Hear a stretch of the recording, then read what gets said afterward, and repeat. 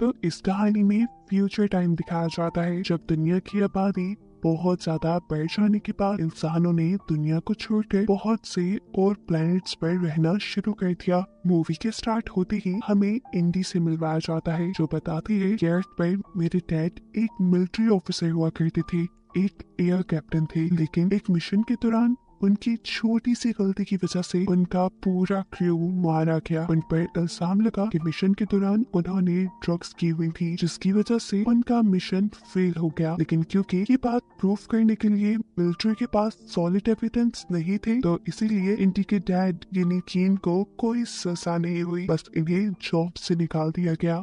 लेकिन कीन अभी भी अपने आप को जिम्मेदार मानता था उस एक्सीडेंट का जिसके चलते वो डिप्रेशन में चला गया और अल्कोहलिक बन गया। उसकी इस आदत ने उसकी वाइफ को भी उससे छीन लिया। फिर कुछ टाइम बाद कीन को एक नई जॉब की ऑफर हुई एक्सॉन नामी एक कंपनी से, जिसके लिए उसे अर्थ छोड़कर एक दूसरे प्लेनेट पे जाना था। इस नए प्लेनेट पर उसे अपनी स्पेसशिप को मैनेज करना था और साथ ही कंपनी के बड़े बड़े मामला भी देखने थे। ये कंपनी इस प्लेनेट को इंसानों के लिए रहने के काबिल बनाना चाहती है, जिसके लिए वो इसी प्लेनेट का रॉ मटेरियल इस्तेमाल कर रहे थे और यहाँ पर काम करने के लिए दुनिया से मुजरिमों को लाया गया था। इंडी और कीन इस टाइम एक स्पेसक्राफ्ट में इस प्लेनेट का विजिट कर रहे थे। जब इंडी अपने डैड से कहती है मॉम को लगता है कि आपने ये जॉब इसलिए एक्सेप्ट की क्योंकि आप अर्थ वाली सारी प्रॉब्लम से भागना चाहती है। ये सुनकर उसका मूड थोड़ा खराब तो हुआ पर उसने इंडी को फील नहीं करवाया। फिर वो इंडी को लेकर अपने एयरक्राफ्ट से उतरा और इंडी को गन शूटिंग सिखाई। वो इंडी के साथ अच्छा वक्त गुजारना चाहता था, जिसके कुछ ही देर बाद ये दोनों यहाँ से निकल गए। जाते हुए इन्होंने एक्सॉन कंपनी के बनाए बहुत से बंकर से खाने का सामान लिया और फिर कीन ने इंडी को इस प्लैनेट के एक डे केयर सेंटर में छोड़ दिया क्योंकि स्पेसशिप में उसे अपने साथ वो नहीं रख सकता था। वो उससे वादा करते हुए किया कि शाम में जब भी तुम मुझे कॉल करोगी मैं उठाऊंगा और वीकेंड तो मैं तुम्हारे साथ ही गुजारूंगा। जिसके बाद वो अपनी स्पेसशिप में आ जाता है।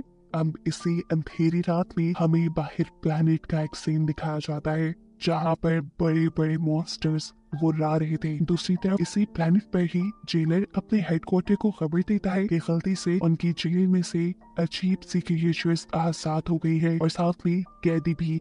असल में वो क्रिएचर्स कैदियों पर हमला कर रहे थे। ऐसे कैदी भी इन्फेक्टेड होकर उन जैसे ही बनते जा रहे थे और अफरा तफरी में ये सब आजाद हो गए। साफ मतलब था कि अब इन मॉन्स्टर्स की तादाद खतरनाक हद तक बढ़ जाएगी। अगली सुबह जब कीन अपनी स्पेसशिप में उठा तो उसे बहुत सारे मैसेजेस मिले, जिसमें से उसकी बेटी के भी कई मैसेजेस थे जिन्हें कीन सुनने लग जाता है। इंडी बाहर आउटिंग पर जाने की परमिशन मांग रही थी। इससे पहले कि कीन अपना मैसेज रिकॉर्ड कर पाता कम्युनिकेशन सिस्टम ब्लॉक हो जाता है। इसी स्पेसशिप के एक दूसरे कंपार्टमेंट में हम कंपनी की ऑनर यानी कीन की बॉस लिनक्स से मिलते हैं, जो एक कर्नल को अपने पास बुलाकर उनके प्लैनेट पर रात में होने वाले हादसे के बारे में बताती है जब जेल में से एक मॉन्स्टर ने आजाद होकर और भी कैदियों को इन्फेक्टेड कर दिया था। ये सुनकर कर्नल के भी होश उड़ गए। वो जानते थे कि इसका नतीजा क्या हो सकता है, इसलिए वो ये बात प्लैनेट पर मौजूद सभी लोगों को बताने का मशवरा देते हैं लिनक्स को, ताकि लोग अपनी हिफाजत कर सके।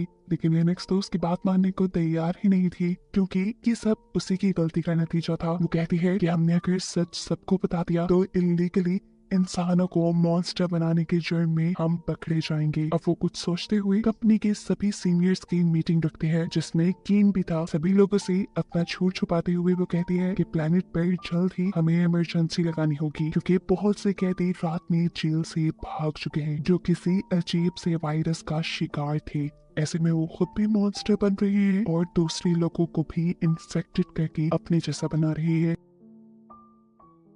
सभी लोगों की जानें खतरे में थी, इसलिए अब उसने फैसला किया था कि अगर सूरत हाल 23 घंटे के अंदर अंदर कंट्रोल में नहीं आती तो वो फौरन एक बड़े ब्लास्ट के जरिए इस प्लैनेट को तबाह कर देंगे। ये सुनकर यहाँ खड़े हुए सभी लोग पैनिक हो गए, लेकिन उसने सबसे कहा आप लोगों को टेंशन लेने की जरूरत नहीं, आप लोगों को वक्त पर रेस्क्यू कर लिया जाएगा। परेशान कीन सबसे पहले अपने कैबिन में जाता है ताकि वो अपनी बेटी से कांटेक्ट कर पाए, लेकिन सिग्नल्स अभी भी डाउन थे। इतने में ही उसके रूम में कर्नल आते हैं जो काफी घबराए हुए लग रहे थे। कीन ने पहले उन्हें काम डाउन किया और फिर पूछा क्या बात है। तब कर्नल ने बताया कि लिनक्स हम सबको धोखा दे रही है। रात जो कैदी जेल से भागे हैं वो लोग किसी भी वायरस से इन्फेक्टेड नहीं है। सच तो ये है कि लिनक्स खुद मॉन्स्टर क्रिएचर बनाने के लिए एक्सपेरिमेंट्स कर रही थी, जो अब तैयार भी हो गए, लेकिन वो उसके कंट्रोल में नहीं आ सके और ऐसे सबकी जानें खतरे में आ गई। और अब ये सभी मॉन्स्टर प्लैनेट के कैपिटल की तरफ जा रहे थे, जहाँ पर लोग पहले से रहने लगे थे। वहाँ पे बहुत सारे लोग थे, सबकी जानें शदीद खतरे में थी। इससे भी ज्यादा डरा देने वाली बात ये थी कि ये मॉन्स्टर जिस इंसान को भी इन्फेक्टेड करते वो खुद भी मॉन्स्टर बन जाता। इसलिए लिनक्स ने बॉम्ब से इस पूरे प्लैनेट को उड़ाने का प्लान कर लिया है। कर्नल यहाँ सिर्फ किन को यही बताने आया था कि तुम्हारी बेटी भी कैपिटल में है, अभी वक्त है तुम उस शहर को बर्बाद होने से पहले अपनी बेटी को बचा लो। किन कर्नल की बात मानते हुए बिना वक्त जाए किए कंपनी का ही एयरक्राफ्ट चुराता है और अपनी बेटी को बचाने के लिए निकल जाता है। उसे पकड़ने के लिए लिनक्स यानी उसकी बॉस से और भी बहुत से लोगों को उसके पीछे भेजा, जिन्होंने उसके एयरक्राफ्ट पे हमले भी किए, लेकिन किसी तरह कीन वहां से निकलने में कामयाब हो गया। पर बदकिस्मती से उसका एयरक्राफ्ट अब डैमेज हो गया था।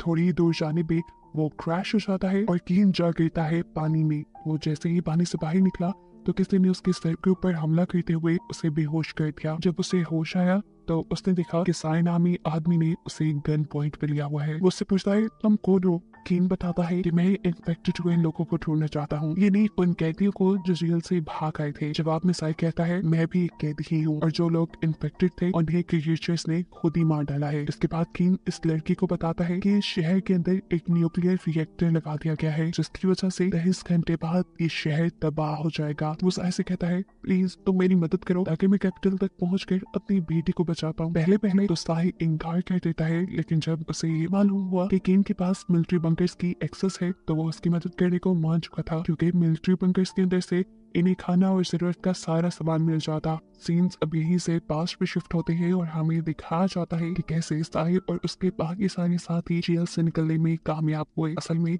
ये पूरा का पूरा प्लान साई का ही था। उनके साथ जेल में बहुत ज्यादती होती थी, उनसे बहुत काम करवाया जाता था और बदले में खाना भी कम दिया जाता था। साई ने अपने साथियों से कहा कि हम इस जानवर की जिंदगी से निकल सकते हैं, बस एक छोटा सा प्लान। उसी प्लान के तहत ये लोग आपस में लड़े, जिसकी वजह से सोल्जर्स ने भी अलग-अलग बंद कर दिया। असल में इन छोटे सेल्स के अंदर एक ऐसा सेल भी था जिसके अंदर इमरजेंसी ट्रिगर सिस्टम था। ये बात वो जानता था, पर बस वो वहीं तक पहुंचना चाहता था। उस ट्रिगर सिस्टम तक पहुंचने के लिए ये जरूरी था कि हम उन सारे सेल्स को फिल कर देते। इसलिए हम सब लड़े और सबको ही वो छोटे छोटे सेल्स में बंद कर दिया गया। ये सब करना इतना भी आसान नहीं था। साई ने जब दूसरे लोगों से लड़ाई की थी तब दूसरे लोगों ने उसे इतना मारा था कि वो बिल्कुल मरने के करीब हो गया था, और फिर उसे एक ऐसे सेल में बंद किया गया जिस सेल के अंदर हमेशा लेजर लाइट चलती रहती थी और वो सेल हमेशा घूमता रहता था। एक मिनट भी वहां सुकून का नहीं था। कहानी दोबारा प्रेजेंट में आती है, जहाँ साई कीन को लेकर एक क्लब में आया। असल में कैपिटल सिटी तक पहुंचने के लिए इन्हें एक बस चाहिए थी जो इलीगली इन्हें यहीं से मिल सकती थी। बस के बारे में पूछने पर यहाँ का अटेंडेंट एक कपल की तरफ इशारा करता है जो इस टाइम नशे में धुत थे। इनको देखते ही कीन के मुंह से निकलता है डेंजरस। उसे साफ पता था कि ये लोग खतरनाक हैं, लेकिन कोई दूसरा ऑप्शन न होने की वजह से उसके पास जाते हैं और लड़की एकदम से कीन के ऊपर ही हमला कर देती है। उसने बहुत ही आराम से इन दोनों को बताया वो बस कैपिटल सिटी तक जाने के लिए उनका साथ चाहता है, इसके बदले वो उनको $2000 देगा। तो इतने सारे पैसों को सुनकर ये लोग भी मान जाते हैं। सीन्स अब यहाँ से दोबारा पास्ट में शिफ्ट होते हैं और कहानी वहीं से कंटिन्यू होती है जब साई को उसकी लड़ाई के चलते एक अजीब से रोटेटरी सेल में बंद कर दिया गया था। इसी टाइम उसके दूसरे साथी को बंद किया गया था एक ऐसे सेल में जो एक खाली रूम में बना था। इस रूम के अंदर एक अजीब सी क्रिएचर भी थी। ये आदमी इस क्रिएचर को देखकर घबरा जाता है। इससे पहले कि वो अपने आप को बचाने के लिए कुछ करता, ये क्रिएचर उसके ऊपर हमला करती है और उसे भी इन्फेक्टेड करके अपने जैसा ही मॉन्स्टर बना देती है। जेल का वार्डन साई के पास जाता है और उसे भी इसी केज के अंदर ले आता है। यहाँ ले जाते हुए वार्डन से को बता देता है कि कैसे वो क्रिएचर्स दूसरों के ऊपर हमला करती है और उन्हें भी अपने जैसी क्रिएचर में बदल देती है। साई कंफ्यूज था कि ये लोग खुद ही इंसानों को मॉन्स्टर क्यों बना रहे हैं। जवाब में वार्डन बताता है कि इस प्लेनेट का एनवायरनमेंट बहुत ही खराब है। एक्सॉन कंपनी इंसानों को ऐसे मॉन्स्टर में इसलिए तब्दील कर रही है ताकि वो ज्यादा ताकतवर होकर हर एनवायरनमेंट में सर्वाइव करने के काबिल हो जाए। ये कहकर वो उसे उस केज में बंद कर देता है। इससे पहले क्या वो क्रिएचर साई के ऊपर भी हमला करके उसे भी एक क्रिएचर में बदल देता, एकदम से कोई इस रूम का दरवाजा खोलता है और क्रिएचर को शूट करके मार देता है। देखने को मिला कि ये साई का ही एक साथी था जिसने साई को बताया कि साई का बनाया प्लान काम कर गया है। उन सारे छोटे छोटे सेल्स के अंदर उन्हें इमरजेंसी ट्रिगर मिल ही गया, जिसकी वजह से सारे सेल्स खुल गए और अब ये सब लोग आजाद थे। इससे पहले कि अब ये सब लोग जेल से निकल जाते, यहाँ पर इन्हीं का एक साथी आकर इन्हें बुरी खबर देता है। वो ये थी कि इन्होंने इंसानों को खोलने के साथ साथ गलती से एक मॉन्स्टर को भी आजाद करवा दिया था। ये चीज बाकी सब लोग भी जान गए थे, इसलिए सब लोग यहाँ से भागने की कोशिश करते हैं और वो क्रिएचर उन सब के पीछे लग जाता है, जिनमें से काफी को तो उसने मार दिया था, लेकिन साई के साथ उसके 3 साथी बचने में कामयाब हो गए। ये लोग जेल से काफी दूर निकल आए थे। ये लोग कैपिटल जाने का फैसला लेते हैं, लेकिन सही कहता है नहीं, तुमने जाना है तो जाओ, लेकिन मैं ओपरा जाऊंगा। ये सुनकर वो दोनों कंफ्यूज हो गए, लेकिन सही की अपनी ही जिद थी, इसलिए उन दोनों ने सही को छोड़ा और खुद चले गए। सीन्स दोबारा से प्रेजेंट में शिफ्ट होते हैं और हमें दिखाया जाता है कि सही और कीन को लेकर वो कपल एक अजीब सी शॉप में गए थे, जहाँ से कीन बहुत सारे वेपन्स खरीदता है, वो भी कैश में। जैसे ही ये लोग वेपन्स लेकर यहाँ से निकलते हैं तो यहाँ पर बहुत ही बड़े बड़े क्रिएचर्स का हमला हो जाता है। यहाँ के जो लोग थे वो अपने बचे कुछ वेपन्स से उन मॉन्स्टर्स को मारने की कोशिश तो करते हैं, लेकिन पूरी तरह कामयाब नहीं हो पाते, क्योंकि काफी सारे मॉन्स्टर्स को मारने के बाद इनकी गोलियां खत्म हो चुकी थी और फिर बाकी बचे हुए मॉन्स्टर्स ने इन्हें चीर फाड़ कर मार दिया। यहाँ दोबारा हम किंग को देखते हैं, जो कि उस कपल के साथ ड्राइव करते हुए कैपिटल तक पहुंच गए थे। यहाँ हर जगह अफरा तफरी मची हुई थी, लोग इधर उधर भाग रहे थे और वो क्रिएचर्स बुरी तरह इन लोगों के ऊपर हमला कर रहे थे। ये सब लोग अपनी बस को किसी तरह क्रिएचर्स से बचाते हुए उस बिल्डिंग के पास पहुंच जाते हैं जहाँ पर इंडी थी। दोनों कपल अपनी बस के पास रुके थे और गन्स के जरिए क्रिएचर्स को मार रहे थे ताकि कीन का काम आसान हो जाए। कीन जब ऊपर पहुंचता है तो देखता है कि उसकी बेटी की बेबी सिटर मारी जा चुकी है। ये सब उसे डरा चुका था। उसे लग रहा था कि शायद अब उसने अपनी बेटी को भी खो दिया, लेकिन उसी सेकंड एकदम से अलमारी खुली और उसमें से उसे इंडी सही सलामत मिल गई। इंडी ने अपने आप को बचाने के लिए अलमारी में बंद कर लिया था। इंडी को देखते ही कि इनकी जान में जान आती है तो इंडी को गले लगाता है और फिर सही से मिलवाता है, ये कहते हुए कि ये एक अच्छा इंसान है जिसने तुम्हें बचाने में मेरी बहुत मदद की। बाहर वो कपल अभी भी उन मॉन्स्टर्स को मारने की कोशिश कर रहा था, लेकिन उसकी बदकिस्मती कि एक मॉन्स्टर ने उसे देखकर उसके ऊपर हमला कर ही दिया था।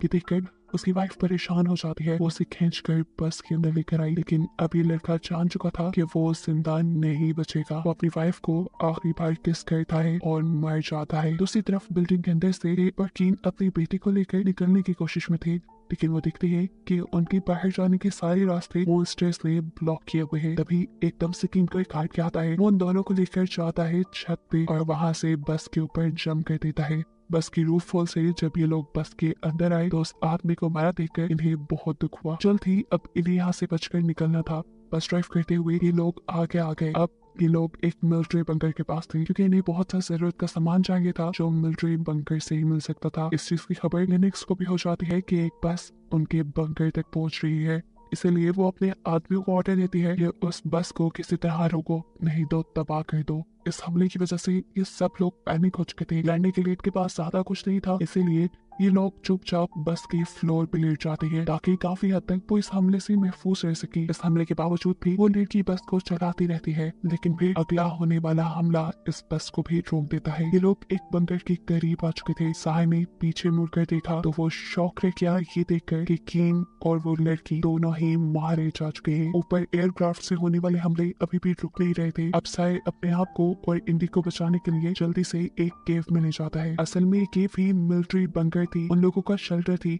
इसका कोड इंडी को इस वजह से पता था क्योंकि वो पहले भी अपने डैड के साथ यहाँ आ चुकी थी। ये लोग कोड लगाते हैं और यहाँ का दरवाजा खुल जाता है। ये दोनों बिना वक्त जाए के इसके अंदर जाने ही वाले थे, लेकिन इनकी बदकिस्मती कि इनके पीछे एक मॉन्स्टर पड़ गया जिसने साय के ऊपर हमला भी कर दिया। साय जानता था कि अब वो इन्फेक्टेड हो जाएगा, लेकिन फिर भी उसने इंडी को बचाने के लिए इस मॉन्स्टर को अपने से दूर किया और खुद इंडी को लेकर सेफली इस रूम तक आ गया। वो इंडी से कहता है तुम सेफ हो, लेकिन मैं अब जल्दी एक मॉन्स्टर बन जाऊंगा, तुम यहाँ से दूर चली जाओ। देखो तुम्हारे आगे पूरी जिंदगी है। लेकिन इंडी अब सही को छोड़ के नहीं जाती। वो रोते हुए उससे बात करने लगती है, लेकिन इसी दौरान उसकी बॉडी भी म्यूटेट होना शुरू हो गई। कहानी एकदम से दोबारा फ्लैशबैक में जाती है और हमें 2 साल पहले का वक्त दिखाया जाता है जब साई अर्थ पे एक डॉक्टर था। उस दिन हॉस्पिटल में एक इमरजेंसी केस आया। एक प्रेग्नेंट लेडी का एक्सीडेंट हुआ था।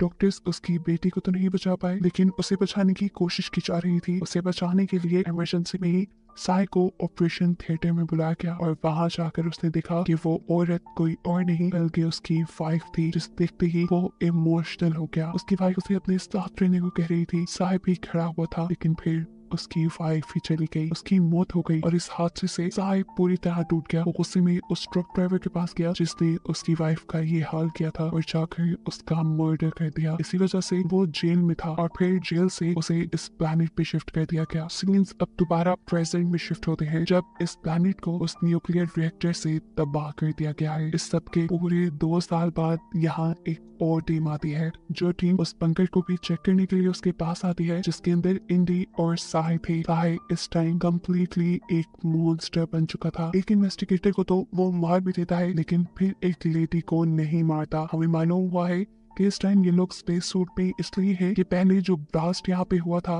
उसकी वजह से ये प्लेनेट इंसानों के रहने के काबिल नहीं रहा। यहाँ पर जो कोई भी आता है उसे स्पेस सूट में रहना पड़ता है। बिल्कुल ऐसे ही जैसे इंडी भी इस मॉन्स्टर साई के पास आई, उसने भी स्पेस सूट पहना हुआ था। उसने साई के पास खड़ी हुई डरी हुई लड़की से पूछा, यहाँ क्यों आई हो? वो लड़की डरते हुए बताती है, हम इन्वेस्टिगेटर हैं, हम सिर्फ ये देखने आए थे कि यहाँ कोई इंसान तो नहीं। असल में वो स्पेसशिप जिसका कैप्टन बनकर किंग यहाँ आया था, वो स्पेसशिप वापस अर्थ पे ले जाई जा रही थी। ये सुनते ही इंडी के दिल में एक होप जागती है। वो इस औरत को धमकाती है, अगर तुम जिंदा रहना चाहती हो तो फिर हमें उस स्पेसशिप तक लेकर जाओ और तुम ये बात किसी को नहीं बताओगी कि एक मॉन्स्टर भी उस स्पेसशिप के अंदर छुपा हुआ है। असल में वो साई को भी अपने साथ लेकर जाना चाहती थी, क्योंकि साई बाकी मॉन्स्टर्स जैसा नहीं था। वो किसी के ऊपर हमला नहीं करता था। ना चाहते हुए भी इस औरत को उसकी बात माननी पड़ती है। और कहानी के आखिरी सीन में हमें इंडी और मॉन्स्टर बने साई को एक साथ दिखाया जाता है, जो वापस अपने प्लेनेट अपने घर जाने की एक्साइटमेंट में बहुत खुश थे। दोनों ने एक दूसरे का हाथ पकड़ा हुआ था, जिसको दिखाते हुए ही ये कहानी यहाँ खत्म हो जाती है।